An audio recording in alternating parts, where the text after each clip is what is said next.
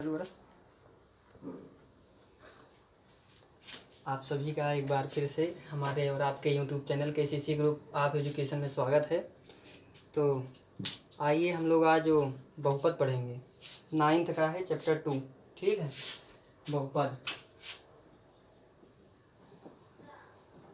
ठीक है, बहुपद मतलब बहुत सारे पद। ठीक, मैनी टर्म। ठीक, इसको तो अंग्रेजी में उसे पॉलिनोमियल बोलते हैं, पॉलिनोमियल। ठीक है, लेकिन इसमें आपको इसको तोड़ के समझा रहे हैं। ठीक, मैनी बहु मतलब बहुत, मैनी मतलब बहुत होता है, कई होते हैं। ठीक है, और टर्म मीन्स पद। ठीक, मतलब बहुपद मतलब बहुत सारे अधिक पद होते हैं इसमें, इसको कहते हैं बहुपद। ठीक है, अगर इसकी परिभाषा अगर आपको लिखनी हो तो परिभाषा हम बोल दे रहे हैं, लिख लीजिएगा या हम लिख दे रहे हैं। ठीक है, जैसे चर तथा गुणांक वाला, चर गुणांक वाला ऐसा व्यंजक, चर गुणांक वाला ऐसा व्यंजक जिसमें गणित की मूल संक्रिया तथा योग घटाव गुणा आदि समाहित हो तथा उसके चर के घातांक केवल धनात्मक पूर्ण संख्या हो, बहुपद कहलाता है। ठीक है, इसको मतलब हम एक बढ़िया शॉर्ट में बनाएं क्योंकि बहुपद बहुत बड़ा है।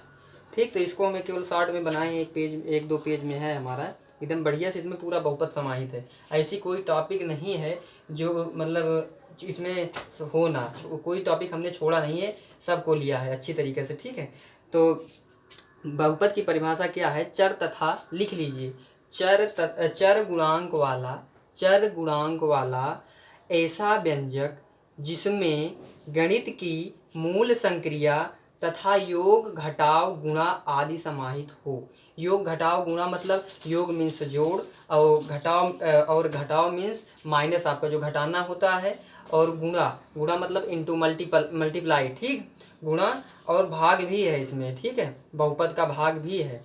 ठीक, आदि समाहित हों मतलब ये सारे हों इसमें, तथा उसके चर के घातांक केवल धनात्मक पूर्ण संख्या, मतलब चर की जो घात हैं, चर की जो आपके चर पद हैं। अब आप सोच रहे हैं चर पद क्या है, इसीलिए हम बिल्कुल बेसिक से इसका इंट्रोडक्शन देके आपको बताएंगे। ठीक है, चर पद भी बताएंगे, चर पद है क्या, ठीक, उसको भी बताएंगे। तो चर के घातांक केवल धनात्मक पूर्ण संख्या हो, बहुपद कहलाता है।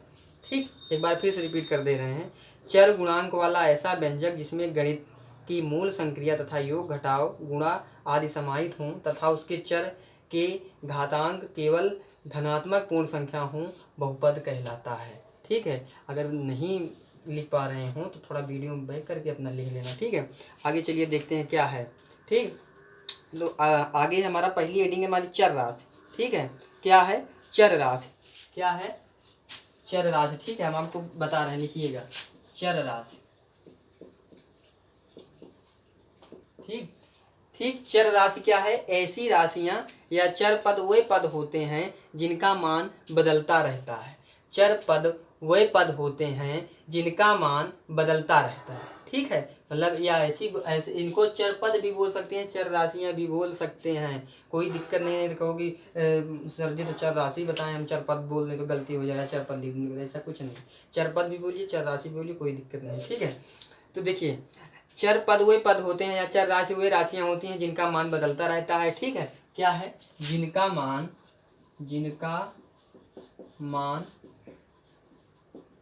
बदलता रहता है। ठीक है, वे क्या होती हैं? चर राशियां कहलाती हैं, चर राशियां होती हैं। ठीक, जैसे, ठीक, अब आप इनका दर्पण भी कर लीजिए, कौन है एग्जाम्पल में, जैसे एक्स वाई जेड, मतलब देखिए ए टू जेड ETC। अब बात समझिए, एक्स वाई जेड, आप देखिए ए टू जेड मतलब ए से लेकर के जेड तक, मतलब जो आपका वो है अल्फाबेट है, ए से लेकर जेड तक जितने भी आए ये सारे आपके वो हैं, चर पद हैं। ठीक है, कैसे है? जैसे अब इनका मान बदलता रहता है। ठीक, बदलता रहे कैसे? जैसे मान लीजिए, उदाहरण दे रहे हैं, 8x³ 8x³ प्लस 4x+2। ठीक, ये आपका एग्जाम्पल है, ये आपका बहुपद है। ठीक है, तो यहाँ ये इसमें हमारा चर पद कौन सा है? ये है। ठीक है, चर राशि कौन है? यक्स, इसमें भी चर राशि यक्स है। ठीक है, ए से जेड तक जितनी, अगर यहाँ जरूरी नहीं है कि यहाँ यक्स, यहाँ पर बी भी लिख सकते हैं, CEFGHYJKL, कुछ भी, ST कुछ भी लिख सकते हैं, ठीक है। इनका इसीलिए कहा गया है कि इनका मान बदलता रहता है, ठीक। जैसे 8x³ है तो x को हम y भी लिख सकते हैं, z भी लिख सकते हैं, b भी लिख सकते हैं, s भी, t भी, कुछ भी लिख सकते हैं। लेकिन जो यहाँ पर इसकी घात है 3, इसको हम नहीं बदल सकते, इसको भी नहीं बदल सकते, ठीक है। ठीक, अगर इसको बदल दे, क्यों नहीं बदल सकते? अगर हमने इसको बदल दिया, इसको इसमें परिवर्तन कर दिया तो हमारा पूरा सवाल जो है गलत हो जाएगा, हमारा आंसर जो है गलत हो जाएगा, ठीक है। ठीक, तो इसको इरेज कर देना है, आगे बढ़ना है, ठीक।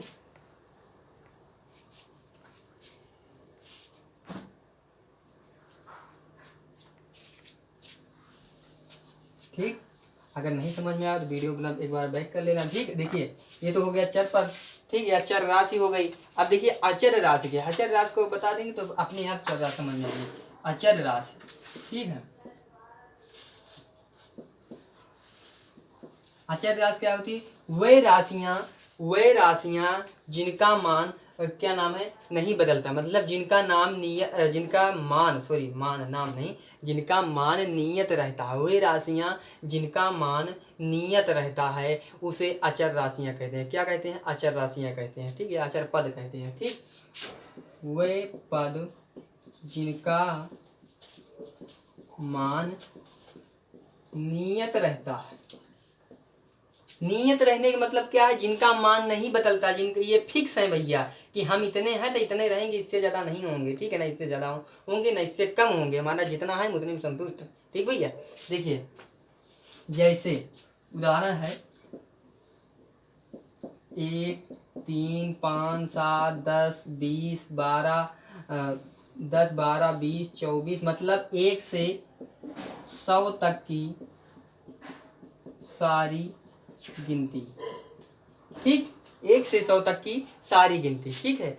मतलब अचर राशियां क्या होती हैं? वे पद या वे राशियां जिनका मान नियत रहता है, मतलब जो कभी नहीं बदलती, जो फिक्स हैं, भैया हम जितने हैं उतने में खुश हैं, ठीक है, हमें कोई समस्या नहीं है, ठीक, हम नहीं बदलेंगे, चाहे जितना हमें घूस दे दो, चाहे जितना लालच दे दो, लेकिन हम बदलेंगे नहीं। इनका जन्म सिद्ध अधिकार इन्होंने ले लिया, भैया हमको नहीं बदलना तो नहीं बदलना। लेकिन ये तो भैया घूसखोर, लतखोर जिसको कहते हैं, जो जिधर ज़्यादा पाएंगे उधर धनंग जाएंगे, ठीक है। इनको जहाँ चाहो उठा के रख सकते हो, लेकिन ये आपकी मर्जी से नहीं, ये तो अपनी मर्जी से है, जिधर पाएंगे, जो कहते हैं नहीं हमारे गांव का बिल पेंदी की लोटा है, जहाँ मन करे वहाँ डनेंगे। तो ये इनका जहाँ मन का है तो तहाँ लिख सकता है, इनका बदल सकता है, ठीक है, हटा सकता है, लेकिन इनका जो ना है इनका नहीं हटा सकता, इनका जो ना है नियत है। ये अगर क्या कहती हैं, जैसे एग्जाम्पल रहा नहीं 8x³ + 4x + 2 रहा, ठीक है। अब x के जगह पे यहाँ y z q s t u v कुछ भी लिखा जा सकता है, एनीथिंग एल्स, कुछ भी, ठीक है, a से z तक के अल्फाबेट में कुछ भी लिख सकते हैं, ठीक। लेकिन यहाँ पर जो हमारा, अब ये तो हमारा चर पद हो गया, ये हमारी चर राशि हो गई, ठीक ठीक। लेकिन ये जो हमारी अचर राशि है 8 हमारी अचर राशि, ठीक है, इसमें 4 हमारी अचर राशि है, ठीक है, 4 अचर राशि है, ठीक, और ये हमारी चर राशि है, ठीक। लेकिन देखिए अब हम अचर राशि क्या कह रहे हैं? वही पद जिनका मान, या वही राशि जिनका मान नियत रहता है, जो नहीं बदलेंगे, जो घूसखोर नहीं है, वो इनका क्या है? ये 8 जो है, 8 हमारा जो है ये नहीं बदलेगा, ठीक है। क्यों नहीं बदलेगा? क्योंकि ये भाई ये कह रहे हैं हम नहीं बदलेंगे तो नहीं बदलेंगे। अगर हम बदल देंगे, अगर बदल देंगे, बदलने में क्या, हमको 8 है यहाँ 7 लिख दें, 10 लिख दें, 20 लिख दें, अपने हाथ से बदल सकते हैं, लेकिन हमारा आंसर गलत, सवाल जो किताब में वही तो रहेगा, हम तो केवल हमारा आंसर गलत हो जाएगा, सवाल गलत हो जाएगा, सवाल बदल जाएगा पूरी तरीके से, अलग अलग हो जाएगा सवाल, ठीक है। तो इसलिए इनको नहीं बदल सकते। अगर इनको हम बदलेंगे तो पूरी हमारी जो वंश है, पूरी जाति है, वो समाप्त हो जाएगी, पूरी मतलब पूरा परिवर्तन करना पड़ेगा, ठीक है, पूरा का पूरा हमारा डाटा पूरा परिवर्तन हुआ, ठीक। अगर हमने इनको बदल दिया तो, इन भाई साहब को अगर हमने बदल दिया, अचर पद को हमने बदल दिया, तो हमारी पूरी सवाल बदल जाएगी, हमारा पूरा सवाल गलत हो सकता है, ठीक है। तो हम इनको नहीं बदल सकते, लेकिन इनको जरूर, चर राशि को जरूर बदल सकते हैं, ठीक भैया। अब देखिए, अब जो है मान लीजिए जैसे आप कहीं जाते हैं तो जो घूसखोर अधिकारी रहते हैं उनको घूस देके अपना काम फटे से करवा, लेकिन जो घूसखोर भैया, जो ईमानदार नहीं, जो गलत है वो गलत है, वो कहेंगे नहीं, सही का साथ, मतलब सही का साथ देंगे, गलत का साथ देंगे नहीं। लेकिन जो हरामी टाइप, रद्दी टाइप के होते हैं, कहना भैया चलो हम पैसा कहेंगे, कुछ नहीं, तो वही है, ठीक है, बात समझना, ठीक। अब देखिए इसको इरेज कर दे रहे हैं, अगर नहीं समझ आया तो या कमेंट कीजिएगा, या तो इसको पीछे अपना बैक करके वीडियो देख लीजिएगा, ठीक है। इसको इरेज करना है, आगे चलते हैं।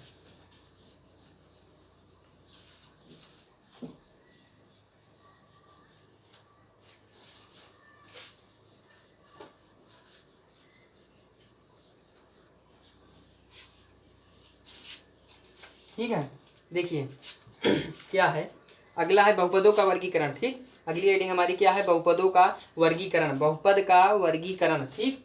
बहुपद का वर्गीकरण, बहुपद का वर्गीकरण, ठीक है। बहुपद का वर्गीकरण, बहुपद का वर्गीकरण कैसे हुआ है, देखिए। बहुपद को बहुपदों को मुख्यतः दो प्रकार से विभाजित किया गया है, दो प्रकार से इनको बांटा गया, ठीक है। इनका वर्गीकरण दो प्रकार से किया गया। पहला नंबर एक पदों के आधार पर, ठीक है। बढ़िया से समझिएगा, एकदम बेसिक से पढ़ा रहे हैं, ठीक। इतना बेसिक से चल रहा से अचर रहा से आपको कोई बढ़िया से बताएंगे नहीं ना। बहुपद की पूरे यूट्यूबर में देख लीजिए, अगर बहुपद पढ़ाते हो कि किसी ने बहुपद की परिभाषा बताई हो तो मैंने आपको बहुपद की परिभाषा एक नहीं तीन बार रट के इसमें पढ़ के आपको बताया समझा, ठीक। देखिए पदों के आधार पर, ठीक। नंबर दूसरा क्या है, नंबर दूसरा है घात के आधार पर, ठीक। घात के आधार पर। तो फिलहाल आज की इस वीडियो में हम पदों के आधार पर पढ़ेंगे, ठीक। अब आगे जब आगे आप लोग कमेंट करेंगे सर जी बढ़िया हमारे समझ में आ रहा है, इसको अगला अब घात के पदों के आधार पर पढ़ा दिए हैं, अब घात के आधार पर पढ़ाइए तो उसको भी बता देंगे। और इसमें भी यहाँ तक जहाँ तक आज पढ़ाएंगे इसमें भी जो डाउट होगा आप हमें कमेंट कीजिएगा, बता देंगे आपको बढ़िया से, ठीक है। ठीक, चलिए ठीक है, इसको इरेज कर रहे हैं, ठीक। अब हमें पदों के आधार पर पढ़ना है, ठीक। पदों के आधार पर कौन कौन से होते हैं हम आपको लिखवा दे रहे हैं, लिखते चलिएगा। पदों के आधार पर कौन कौन से होते हैं बता रहे हैं, ठीक। एक पदीय बहुपद, ठीक, ये इसमें लिख लीजिए पहले बात तो। एक पदीय बहुपद, एक पदीय बहुपद, ठीक है। हमारी उस लिखावट पर मत जाइएगा, मान लीजिए मात्रा वगैरह कहीं गलती हो जाए, इतना जल्दी जल्दी लिख रहे हैं तो उस पर मत जाइए, लेकिन बोल तो सही रहे हैं। आपको केवल पढ़ना है, आपको सही पढ़ना है, हम आपको कभी गलत नहीं पढ़ाएंगे, ठीक है। एक पदीय बहुपद, दूसरा द्विपदीय बहुपद, द्विपदीय बहुपद, और तीसरा है त्रिपदीय बहुपद, सॉरी त्रिपदीय बहुपद, त्रिपदीय बहुपद, ठीक है। इसको नोट कर लीजिएगा, ठीक है। पहले एक पदीय बहुपद को कहेंगे मोनोनोमियल्स, द्विपदीय बहुपद कहेंगे कि वो यहाँ कहाँ गया हमारा, द्विपदीय बहुपद है, इसको क्या कहते हैं, क्वाड्रिलेटरल कहेंगे, क्वाड्रिलेटरल। त्रिघातीय को कहेंगे कि ट्राइनोमियल्स, ठीक है। देखिए आगे क्या है हमारा, इसकी परिभाषा, ठीक। पहला क्या है हमारा, एक पदीय बहुपद, ठीक है। एक पदीय बहुपद, एक पदीय बहुपद में क्या है हमारा कि ऐसा बहुपद जिसमें केवल एक ही पद होते हैं, ठीक। ऐसा बहुपद, ऐसा बहुपद, ऐसा बहुपद जिसमें केवल एक ही पद होते हैं,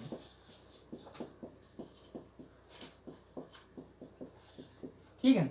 ऐसा बहुपद जिसमें केवल एक ही पद होते हैं उसे एक पदीय बहुपद कहते हैं, ठीक है। बड़े ध्यान से, अगर कक्षा 9th का एकदम बेसिक है, अगर आपको इसको आता रहेगा तो कक्षा हाई स्कूल में 10th में आपको कोई भी समस्या नहीं होगी, ठीक। देखिए 5x, देखिए अब एग्जाम्पल देखिएगा, 5x, फिर 7x, फिर अगला हमारा क्या है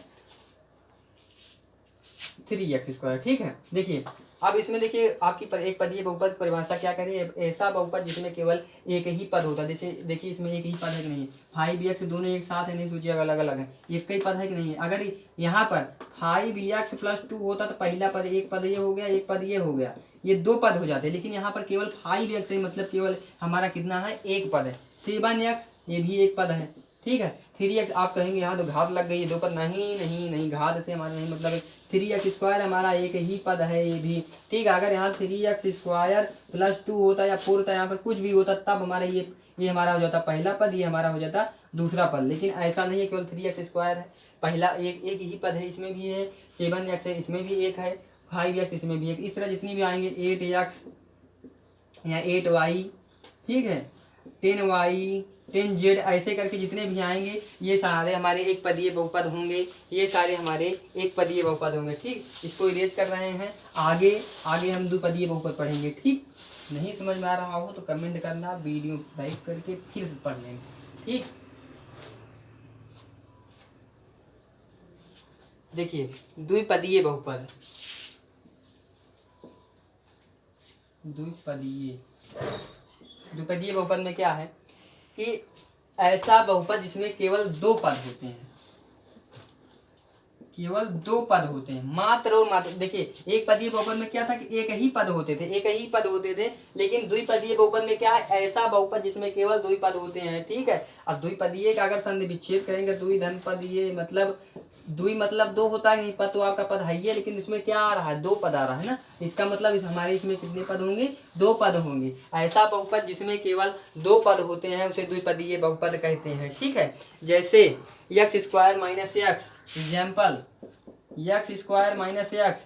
ठीक, अभी देखिए एक पदीय बहुपद में आपने क्या पढ़ा, 5x मतलब एक पदीय बहुपद। अब देखिए, अब एक पदीय बहुपद, जब द्विपदीय बहुपद आपको समझ में आ जाएगा, एक पदीय अपने आप समझ में आएगा। ठीक है, देखिए द्विपदीय बहुपद में क्या है, एक्स स्क्वायर माइनस एक्स। ठीक, ये हमारा एक्स स्क्वायर जो हो गया हमारा पहला पद हो गया, और एक्स जो हो गया ये हमारा हो गया दूसरा पद। ठीक है, एक्स स्क्वायर पहला पद, एक्स हमारा दूसरा पद हो गया। यही तो हमारी परिभाषा भी कर रही है, ऐसा बहुपद जिसमें केवल द्विपद होते हैं उसे द्विपदीय बहुपद कहते हैं। तो द्विपद तो है भैया, एक्स स्क्वायर पहला पद हो गया, माइनस तो माइनस भैया लगे है, एक्स हमारा दूसरा पद हो गया। हुआ कि नहीं हुआ, जैसे अगला उदाहरण देख लीजिए, Y cube plus one, Y cube plus one. ठीक, ये वाई क्यूब हमारा हो गया पहला पद, और वन जो हो गया हमारा दूसरा पद। ठीक, अब देखिए टू, अगला हमारा एग्जाम्पल क्या है, 2x² प्लस 5। ठीक, 2x² प्लस 5, अब 2x² हमारा हो गया पहला पद। ठीक है, अब 5 जो हो गया हमारा दूसरा पद। समझ में आया, आया कि नहीं आया, नहीं आना तो मैं कमेंट करना। ठीक, इससे अच्छा आपको कोई नहीं बताएगा। ठीक, एकदम बेसिक से, इतना सरल से, इतनी सरल सरल परिभाषा। ठीक है, इरेज कर रहे हैं। ठीक, अब देखिए त्रिघातीय त्रिपदीय बहुपद। ठीक, त्रिपदीय बहुपद,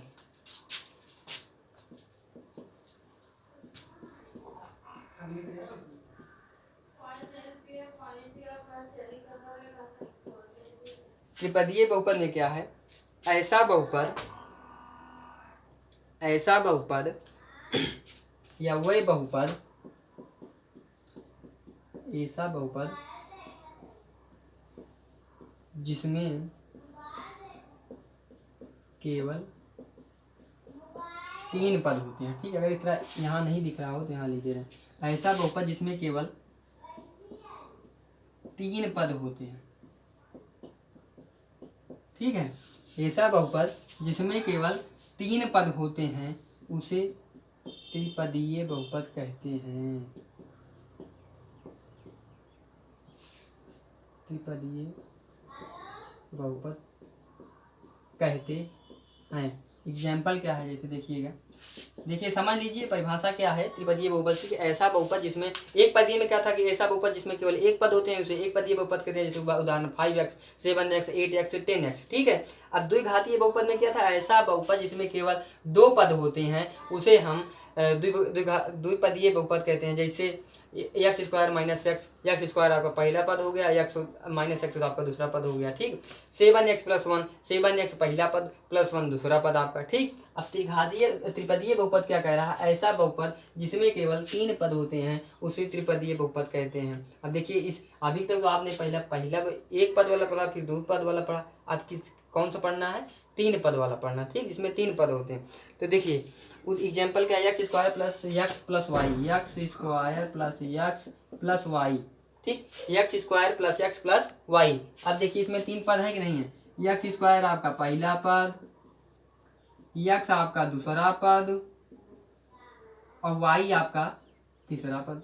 हुआ कि नहीं, तीन पद हुए, 1 2 3, तीन पद हुए। अब आपकी परिभाषा क्या कह रही है, ऐसा बहुपद जिसमें केवल तीन पद होते हैं उसे त्रिपदीय बहुपद कहते हैं। ठीक, अगला एग्जाम्पल देख लीजिए, मान लीजिए अगला एग्जाम्पल देख लीजिए, x² प्लस 4x प्लस 4।